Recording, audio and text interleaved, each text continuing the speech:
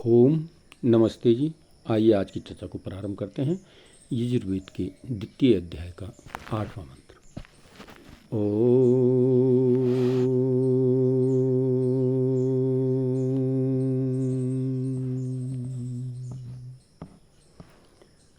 अस्कन्नमद्य देवेभ्य आज्यं सम्भ्रिया सम्मङ्घृणा विष्णु मात्वा वक्रमिष्यम् वसुमतीमग्ने ते छायामिपस्थेशं विष्णु स्थानमसीता इन्द्रो वीर्यमकृणो दूर्ध्वा आस्थात। तो देखो, ये वृष्टि विज्ञान की चर्चा इन मंत्रों में चल रही है और बहुत ही सुंदर तरीके से बताया गया है कि ईश्वर का उपदेश है। ईश्वर परमपिता परमात्मा वो सर्वशक्तिमान आज्ञा करता है, उपदेश करता है कि पूर्वोक्त यज्ञ से जल और वायु शुद्ध होकर बहुत सा अन्न उत्पन्न करने वाले होते हैं। जो यज्ञ में आहुति प्रदान की जाती हैं वो वायुमंडल के वेग से होते हुए, कहते हैं, वायु और जल को शुद्ध करके बहुत सी अन्न औषधियों को उत्पन्न करने वाले होते हैं। उसको सिद्ध करने के लिए मनुष्यों को बहुत सी सामग्री जोड़नी चाहिए और उस यज्ञ को सिद्ध करने के लिए नाना प्रकार की, कहते हैं, सामग्री उसको जोड़ करके रखनी चाहिए, जोड़नी चाहिए। कहा, जैसे मैं सर्वत्र व्यापक हूँ, परमपिता परमात्मा कह रहा है, जैसे मैं सर्वत्र व्यापक हूँ, मेरी आज्ञा का कभी उल्लंघन नहीं करनी चाहिए। मेरी आज्ञा का कभी भी किसी प्रकार से उल्लंघन न हो। किंतु जो असंख्यात सुखों को देने वाले मेरा आश्रय है, जो कहते हैं असंख्यात सुख देने वाला जो मेरा आश्रय है, जो मेरे आश्रय में आ जाता है, उसको सदा ग्रहण करके, कहते हैं, उसको सदा ग्रहण करके अग्नि में जो हवन किया जाता है, परमात्मा को साक्षी मान करके, परमात्मा के सम्मुख जा करके, परमात्मा को अपना निकटतम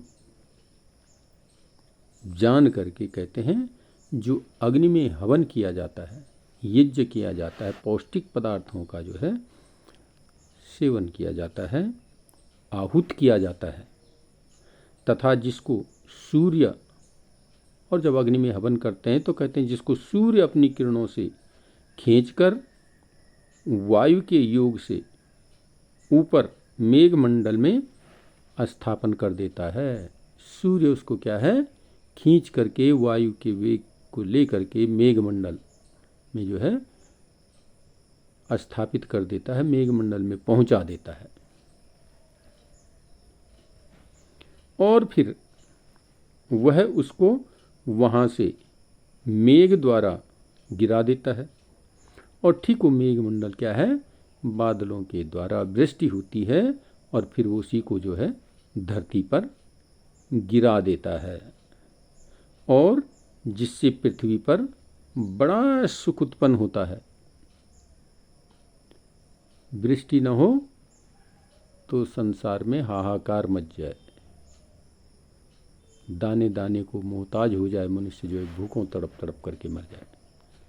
तो इस प्रकार से परमात्मा भी निरंतर यज्ञ कर रहा है, तो मनुष्यों को भी निरंतर यज्ञ करना चाहिए। कहते हैं उस यज्ञ का अनुष्ठान सब मनुष्यों को सदा करना चाहिए।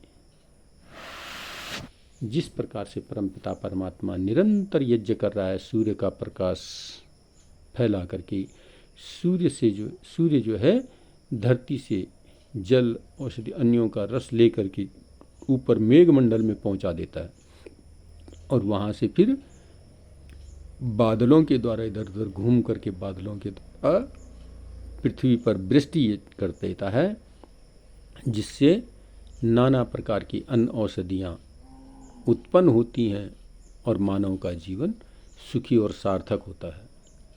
तो कहते हैं ठीक इसी प्रकार से मनुष्यों का भी कर्तव्य है कि अग्नि में नाना प्रकार की उत्तम उत्तम पौष्टिक आहार पदार्थों को डाल करके नित्य यज्ञ करें, हवन करें,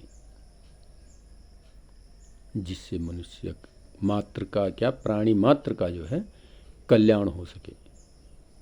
तो इसमें बहुत सुंदर चर्चाएं इस दूसरे अध्याय में जो है वृष्टि यज्ञ के विषय पर चल रही हैं कि किस प्रकार से वो परमपिता परमात्मा यज्ञ कर रहा है और मनुष्यों का भी दायित्व है कि अग्नि में उत्तम उत्तम पदार्थों को आहूत करके वो भी यज्ञ करें।